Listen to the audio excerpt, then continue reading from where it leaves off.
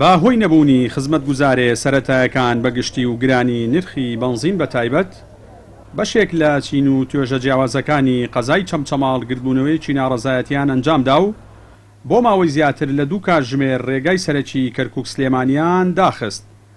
هاوڵاتیانی سنوورەکە لە ڕێگەی پەیامەوە پەیامێک ئاراستەی حکوومەت و لایەنە پەیوەندیدارەکان دەکەن و دەڵێن گەر چاکسازی ڕاستەقینە ئەنجام نەدەن ئەوە لە ناوچوونتان نزیکە. یاسایەک نییە لە چواری ئێوارە و کارەبای چەمچەماڵ ببڕەیەکی شەو بێتەوە. ئەم شەو لە چوارە خۆ لە چەمچەماڵ دانیشی لە چواری ئێوارە و کارەبا بڕاوە تایکی شەو. پێیان ئەڵێم لە ڕێم کەناڵە جوانەی تۆ لە ڕێمین بەرە جوانەی تۆ پێیان ئەڵێم هەتا ئێستا وەستاین. لەمڕۆ بە دواوە من پێت ئەڵێم ئەوروپاش تەبلیغی کردووە، ئێمەش وەکو کورد و گەرمیانەکان تەبلیغ دەکەین. وەرە سەر ئەو دیەیە، وەرە سەر ئەو ڕێگایە دینەکەی پێغەمبەری خوا ساڵ سەلەم جارێ. دوای ئەوەیش خۆت پاکەرەوە، خۆت پاکەرەوە لە دزی لە درۆزنی. ئەگەر ڕاستی بڵێ ڕاستم، وڵاتداری بە پیاوە ڕاتە ڕێوە ناڕۆتە ڕێوە.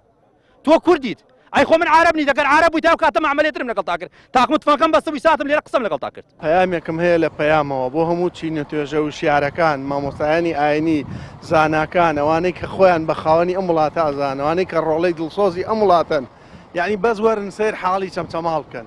یعنی عایلەی وا هەیە دە ئەنفال و شەهیدی هەیە ئاو نییە خۆی بشوە، ئاو نییە خۆی بشوە، پارەی پێ نییە ئاو بکڕێ. من پارەم پێ نییە ئاو بکڕم، فەرمانبەرێکم لە پەروەردە موچەکەم بە 2 مانگ وەرەگرم 400,000 دینار، چی بدەم بە ئاو؟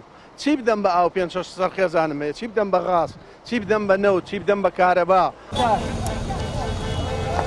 بەشێک لە بەشداربووانی گردبوونەوەکە شۆفێرانی پاس و تەکسین بەهۆی بەرزبوونەوەی لە ڕادەبەدەری نرخی بەنزین ئەوانی زەرمەندی یەکەمن و دەڵێن لەگەڵ ئەوەی ناحی قەرەهەنجیر کەمتر لە 20 کیلۆمەتر لێمانەوە دوورە، بەڵام جیاوازی نرخی 1 لیتر بەنزین نزیکەی 1000 دینارە. معقول نییە ئەم شاری چەمچەماڵە نەوت و غاز بەبنمانە ئەڕوا هەمووی نەوت و غازە لیتری بەنزین دەکەین بە 1250 دینار. بۆ ئێمە دەری نایەنێ سیارەکەم شکانەوە نایجوڵێنم مەگەر بەبان جەنازەکە ما بڕۆن. تەلەفۆنیشمان کردووە خێمەمان بۆ بێت ئەمێنینەوە. حکوومەت دەڵێ باوکی میلەتم، من باوکم ئەوەی پیشەکەنێمە سەریەوە. خۆزگامان من خاڵۆم ئەنفالە، ماوەم ئەنفالە، شەهیدمانەیە، هەموو شتێکمانەیە. خۆزگام بەکای سەدام حوسێن خۆزگا خۆش من ئەو کاتە دایکم خۆشمی ئەنفال بکردایە. بەڵام من هیوادارم ئەم ناڕەزایەتیە ببێ بە هۆکارێکی ئەوەی کە ناڕەزایەتی سەرتاسەری سەر هەڵدا لە کوردستانە.